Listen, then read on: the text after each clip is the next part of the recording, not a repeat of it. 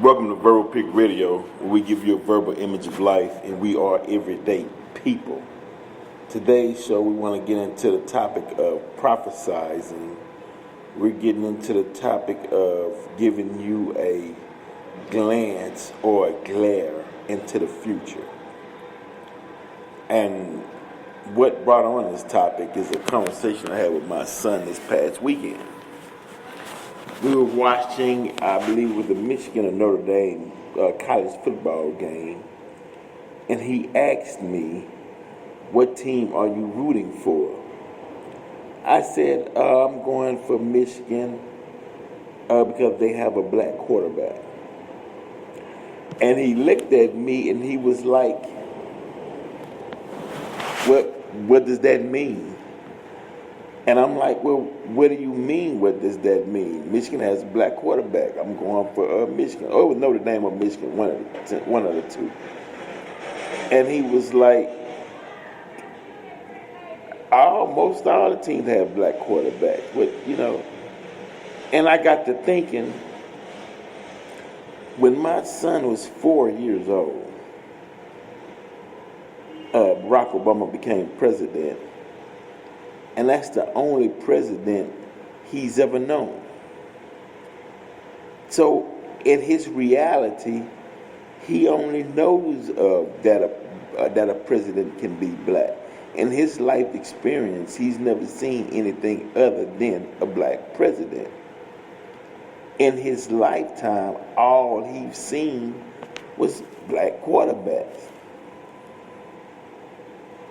So his reality is shaped different from my reality. So when I talk about the struggles of black people trying to make it, when he looks around, all he sees is black people making it. He didn't grow up in a time of segregation. He's standing on the shoulders of the fight that we fought over decades and centuries of time since post-slavery. The only fight he sees in his lifetime is the police brutality. And they're wondering, why are the police killing black men when he understands that we pay with our tax dollars, and by having a black president, how can that be? Because his generation sees the police as the minority. He sees them as a few remaining leftover psychopaths who has a twisted mind called white supremacy or some sort of twisted theology of racism, to where they're not the majority, they're actually the minority. And he's wondering, what's Obama going to do about this, because he's the black president that he sees himself in him, and he's the only one he's ever known. So he's saying, why is the president allowing this to happen? In his mind, he feels that the president has the authority to stop it immediately, to change laws and the way the judicial system is operated or ran when it comes to race relations, because there's a preconceived stereotype of black males by white males. And my son, he doesn't understand where it stemmed from. He knows it's there, but that history is not being taught when he goes to school. So I have to take him through and break down the underground, and break down roots, and break down the Olmecs in Mexico, and break down the black Egyptians in Egypt for him, and break down John Horse, and why you had a Nat Turner, and why you had a Malcolm X, and give him the view of why you need a leader such as Brother Farrakhan, and why Masfarad Muhammad had to come to America July 4th, 1930. You know, and I have to put it in a perspective, basically dealing with a timeline, so he can see what happened and where we are now, and the plight going into the future. So it's our job to make it better for his generation, and maybe by his generation, the only racism that would be left would be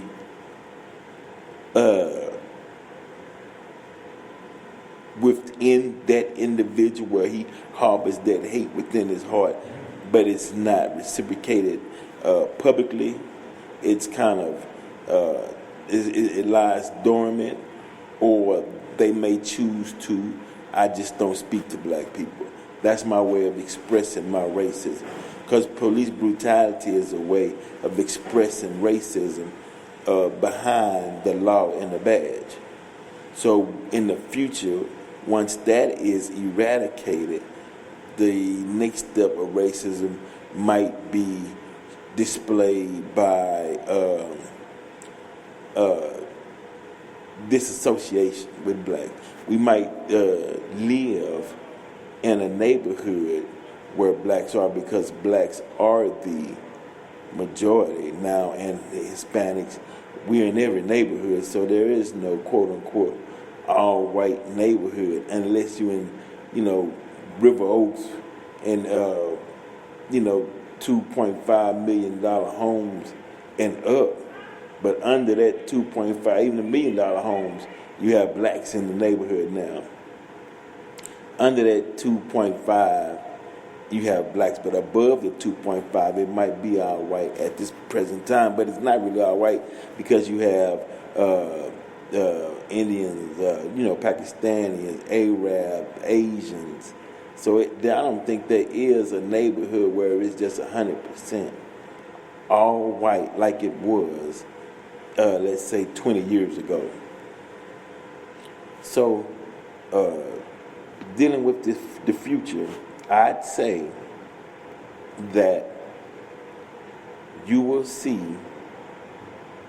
this police brutality thing solved, because you can't take taxes from a people, use their tax dollars to help fund your system, and not give them justice, because someone's going to feel slighted. Someone's not going to like that idea. Someone's going to stand up. Then someone's going to want to get to the psyche of this thing. And someone's going to get to the science involved in it, and start pulling back layers and find out